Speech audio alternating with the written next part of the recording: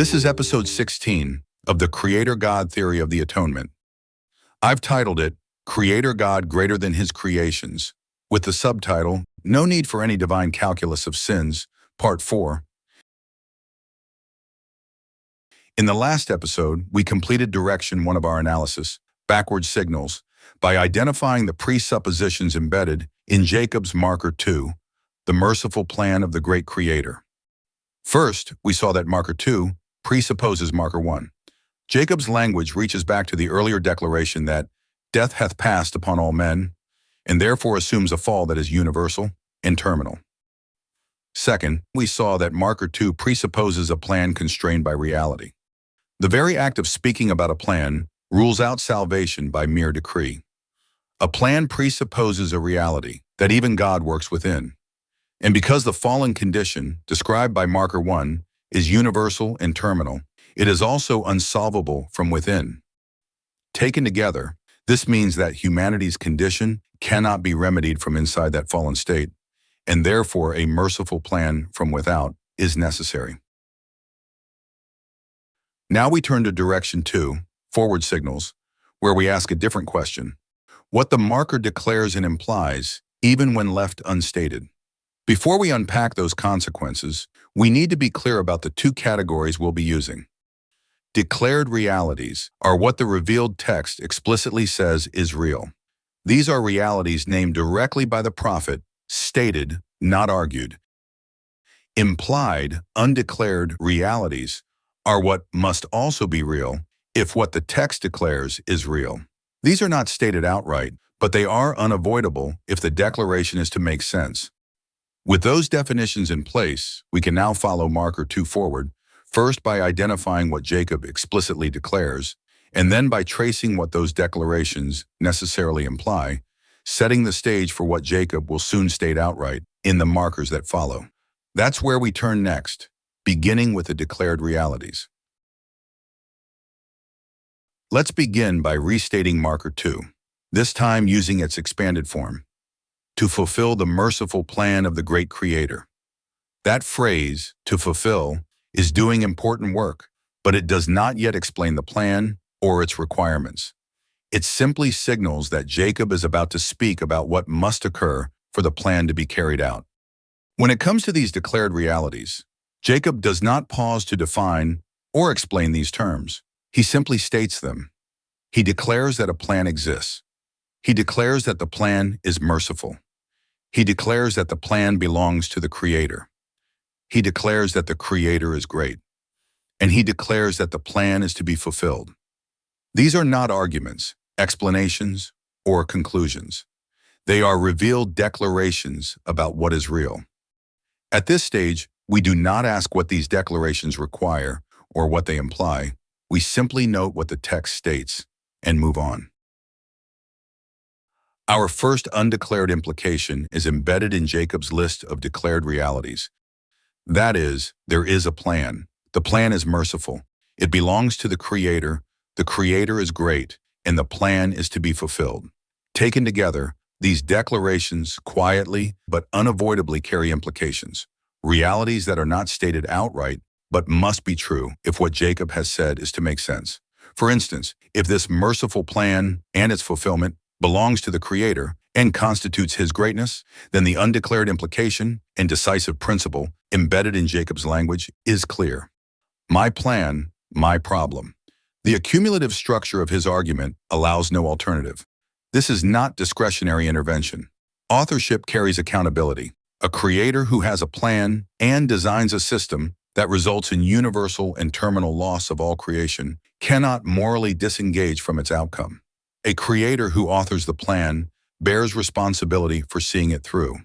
And because of this authorship, what fallen humanity experiences as mercy, the Creator experiences as obligation. If the Creator bears responsibility for fulfilling the plan He has authored, then the solution cannot be equal to or smaller than the problem it addresses. It must be greater. That unavoidable conclusion brings us to our second undeclared implication. The solution is greater than the problem. Once responsibility rests with the Creator, the scope of the required solution is fixed by the scope of the problem. The fall is universal and terminal. A plan that belongs to the Creator and must be fulfilled cannot be completed by a solution that is smaller than or merely equal to the problem it addresses. Fulfillment requires a solution that exceeds the fallen condition itself. Therefore, if the merciful plan of the great Creator is to be fulfilled, the Creator must stand greater than the full fixed set of fallen creations the plan is meant to save. The Creator God must be greater than the fixed set of fallen creations. At this point, the greater than principle is still implied, not yet explained. Jacob has not named how this greater than capacity will be expressed. That comes next. But first, let's apply everything marker 2 presupposes and implies to our working model. In this slide, we'll apply Jacob's first 2 markers to our working model. Earlier, we used marker 1 to qualify the fall as universal and terminal. We then used marker 2 to establish that salvation unfolds within a plan that presupposes eternal realities that are absolute. What we are doing here is completing that update. Marker 2 does more than introduce a plan in the abstract. Because the plan belongs to the Creator, we now explicitly mark that authorship. This is His plan, bracketed as my plan. And because the plan must be fulfilled in an already created and already fallen world, accountability for the results of this plan rests with the Creator. This is my problem. So, this is not a new structure. It is the fully qualified structure that results when Jacob's markers 1 and 2 are taken together. Our working model now reads, eternal realities are absolute. Within those realities, the Creator acts with intention, my plan. That plan brings about creation, and with creation comes Creator-level accountability, my problem. And one outcome of that plan is a fall that is universal and terminal. This is the complete state of the problem as Jacob has established it so far. And with that framework in place, we are now ready to turn to marker 3, where Jacob will begin to name what must exist if this plan is to be fulfilled as God intended. Now, with markers 1 and 2 in place, Jacob is ready to take the next necessary step in his prophetic teaching. Let's restate marker 3, where Jacob now introduces the necessity of a power of resurrection. For those listening by audio, we'll use the expanded form so you can hear the full force of Jacob's language. To fulfill the merciful plan of the great Creator, there must needs be a power of resurrection, else this corruption could not put on incorruption. This is not a new topic, it is the next logical move. Jacob is now naming what must exist if the plan he has already described is actually going to work. Before we follow him forward, we pause, once again, to ask what this marker already presupposes. First, marker 3 presupposes everything Jacob has already established in markers 1 and 2. That is, it presupposes a fall that is universal, terminal, and unsolvable, as well as a plan that is constrained by reality. Because this is a real plan operating within eternal law, it must be fulfilled, not merely intended or declared. Only within that already established framework does the necessity of resurrection even arise. Before Jacob names the solution, his language already forces a single governing presupposition. Marker 3 presupposes a solution greater than the problem. If the problem is universal and terminal, then the solution must exceed it. A condition that affects all and ends in death cannot be answered by something equal to it, let alone something smaller. From that governing necessity, 2 further presuppositions immediately follow. First, the solution must come from beyond our fallen condition. If the fallen state could correct itself, no solution would be required. But Jacob has already ruled that out. The problem cannot be solved from within the condition it creates. Second, the solution must involve power beyond our mortal capacity. Whatever overcomes the fallen condition cannot arise from fallen beings themselves. The required capacity lies outside what mortality can supply. At this point, Jacob has not yet named the solution or identified the power involved. He has not explained how it works. He has only established what must be true if the merciful plan of the great Creator is to be fulfilled. And that brings us to what comes next, because Jacob is now about to name the solution and the power that meet these requirements. We now turn from what marker 3 presupposes to what it explicitly declares. Jacob's language here is remarkably direct. He does not argue for these realities or explain them. He simply states them as facts. First, Jacob declares that a power of resurrection exists. This power is not optional or symbolic. It is presented as a real force within reality itself. Second, Jacob declares that this power is necessary to fulfill the merciful plan of the great Creator. Without it, the plan cannot succeed. Third, Jacob declares that without this power, corruption could not put on incorruption. In other words, death and decay would remain permanent. The fallen condition would never be reversed. At this point, Jacob expands the marker further by describing what this resurrection power actually accomplishes. In verse 13, he states, "Oh, how great the plan of our God! For by the power of the resurrection, the spirit and the body is restored to itself again, and all men become incorruptible and immortal, and they are living souls." From this expanded declaration, Jacob names additional realities that follow directly from the text. He declares that by the power of resurrection, the spirit and the body are restored to one another. He declares that all become incorruptible and immortal. And he declares that through this resurrection power, all become living souls. These are not interpretations or implications. They are declared outcomes of the power of resurrection as Jacob presents it. Taken together, they describe what salvation looks like at its most basic level: restored embodiment, immortality, and continued conscious life in an incorruptible state as living souls. At this stage, we stop. We do not yet ask where this power comes from, how it operates, or what it requires. We simply note what the text declares is real. But once these declarations are in place, certain additional realities necessarily follow. And that is where we now turn next, to the implied, undeclared realities that must be true if what Jacob has just declared is to make sense. Up to this point in our declared realities, you may have noticed that Jacob relies on three powerful words to move his teaching forward: death, plan, and now power. What's important to see is that these words are doing double duty. Each one looks backward, presupposing certain realities must already be true. At the same time, each one looks forward, carrying implications that push Jacob's argument ahead without him having to explain them. This double duty raises two questions: presuppositions, what must already be true, and implications, what must now follow. So let's briefly take these three words together and see how each one does this double work. First death, then plan, and now power. When Jacob says that death hath passed upon all men, the word death is doing double duty. Looking backward, it presupposes a fall that is universal and terminal. Looking forward, that same word death implies a universal, terminal, and unsolvable problem, one yet to be solved. It cannot be ignored, minimized, or declared away. Death sets the problem. Having named death as a problem that is universal, terminal, and unsolvable from within fallen creation, Jacob does not introduce a plan as a reaction to the fall. Instead, by speaking of the merciful plan of the great Creator, Jacob places death inside a framework that belongs to the Creator, a framework that includes creation, fall, and atonement. Here the word plan does double duty. Looking backward, plan presupposes that reality is structured and constrained, that salvation must be worked within eternal law, not simply willed into existence by divine decree alone. Looking forward, the word plan implies that death and the fall are not accidents outside God's purposes, nor disruptions that force a later response. They occur within the Creator's own plan, not from outside it. And because this is the Creator's plan, a plan that brings about creation and includes a fall whose consequence is death, responsibility for resolving that outcome rests with the Creator who authored it. In this way, the plan sets the full context, both the reality God must work within and the redemptive framework God has already established.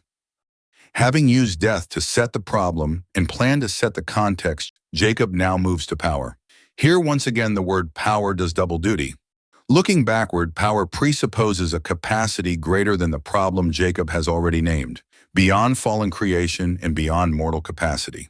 A universal and terminal condition cannot be answered from within the condition itself. Looking forward, the word power implies real causal force. This is power that actually acts, and it implies resurrection powers because only resurrection can reverse corruption and death. Finally, it implies a creator-level source of that power. No power sufficient to overcome death can arise from fallen creation itself. In this way, power sets the solution, not just any power, but a power beyond mortal capacity, the power of resurrection. So far, Jacob has moved with remarkable precision. Death sets the problem, plan sets the context, power sets the solution. But one critical question still remains unanswered. To what extent must the solution's scope, reach, and power have for the plan to be fulfilled? That is the question Jacob turns to next, and he answers it with a single word: infinite. What we're seeing here is Jacob's prophetic progression, how he moves step by step from death to plan to power, and finally to the potential scope required for the plan to be fulfilled. And it is the use of that single word, infinite, that takes us to marker 4. Let's restate marker 4, using its expanded form so those listening can hear the weight of Jacob's language. Wherefore it must needs be an infinite atonement, save it should be an infinite atonement. This corruption could not put on incorruption. With this statement, Jacob is no longer describing the problem, the plan, or the power required. He is naming the only kind of solution that can possibly work. That takes us to direction 1, backward signals. And when we look backward from marker 4, we discover that everything needed to support it is already in place. In other words, marker 4 presupposes markers 1, 2, and 3, in which Jacob has already established a fall that is universal, terminal, and unsolvable, a plan that is constrained by reality, and a solution that requires resurrection power. But marker 4 also presupposes Jacob's previous understanding, that without the atonement, all mankind would be lost, and that resurrection power flows only through that atonement. Significantly, the first use of the term atonement in the Book of Mormon appears when Lehi speaks directly to Jacob, teaching him of a coming judgment day to answer the ends of the atonement. Jacob later teaches explicitly that reconciliation with God comes through the atonement of Christ, and that resurrection is obtained according to the power of resurrection which is in Christ. He also testifies with certainty, "I know if there should be no atonement made, all mankind must be lost." Thus, marker 4 presupposes not only Jacob's written argument, but also his prior prophetic understanding of the powers of resurrection and the atonement. But these presuppositions also lead Jacob to introduce the necessity of an infinite atonement. So let's turn to those teachings now. At this point, we shift from identifying what marker 4 presupposes to identifying what Jacob explicitly declares in the text itself. Jacob does not argue for the existence of the atonement here. He assumes it. What he explicitly declares is its required nature. The atonement must needs be infinite. Anything less will not work. He also states why. Without an infinite atonement, corruption cannot put on incorruption. The transformation required for salvation cannot occur unless the atonement possesses sufficient capacity to overcome death itself. These are not implications or later theological inferences. They are the only realities Jacob directly names in marker 4. Notably, Jacob introduces the word infinite without defining it, a silence that now requires careful attention as we consider what that term necessarily implies within his teaching of universal death, a merciful plan, and the universal power of resurrection. Having identified what Jacob explicitly declares in marker 4, we now turn to what necessarily follows from that declaration. These are not additional teachings, but the forward implications that must hold if Jacob's words are to be coherent on their own terms. In marker 4, Jacob does not change the solution. He names it directly. The solution is the atonement. What changes is the kind of atonement required. By declaring that corruption can only put on incorruption, Jacob introduces a strict condition of possibility. If the atonement is not infinite, resurrection cannot occur at all. From this declaration, 3 sets of implications immediately follow. First, resurrection is revealed to be a power problem. It is not merely a moral or legal outcome. If corruption is to put on incorruption, resurrection requires a power capable of reversing death itself, a power that lies beyond mortal capacity. Second, because resurrection requires that kind of power, any creature-level solution is already off the table. No fallen or mortal creature possesses resurrection capacity. The failure is not one of strength, effort, or accumulation, but of kind. Anything operating from within fallen creation cannot accomplish the transition Jacob describes. Third, this is the work the word infinite is doing.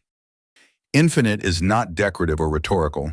It functions as a solution marker. In one word, Jacob names the move from a creature-level problem to a creator-level solution. The term infinite therefore signifies a solution that operates outside fallen creation and beyond mortal limits, the only kind of atonement capable of functioning at the same level as resurrection power itself. In short, Jacob uses the word infinite to identify the only kind of atonement capable of accomplishing resurrection, one that operates beyond fallen creation at a creator level of power. Jacob has now done his work. By using the word infinite, he has identified the only kind of atonement capable of accomplishing resurrection, one that operates beyond fallen creation at a creator level of power. The question that follows is not whether Jacob is inventing this meaning, but whether it aligns with how the Book of Mormon itself uses the word infinite. Across the Book of Mormon, infinite is used consistently in two related ways. First, it describes God's goodness, mercy, and grace that do not fail, run out, or fall short within eternal reality. Second, it describes the atonement itself, signaling that it is not partial, limited, or exhaustible, but fully sufficient to meet the universal problem of death and sin. Taken together, these usages show that infinite consistently marks creator-level sufficiency. In the Book of Mormon, anything described as infinite operates beyond fallen creation and beyond mortal limits, identifying a creator-level source whose scope, reach, and power are adequate to answer the universal problem of the fall through an infinite atonement. This confirms that Jacob is not introducing a new idea. He is drawing on a shared prophetic vocabulary to name briefly and precisely the only kind of solution capable of answering the problem he has already defined. What Jacob has done can now be seen clearly. At the most basic level, any solution must be greater than the problem it is meant to solve. If two forces are equal, nothing changes. Equal forces cancel each other out. Only a greater force produces movement. Hence, the solution must be greater than, not merely equal to the problem as illustrated here.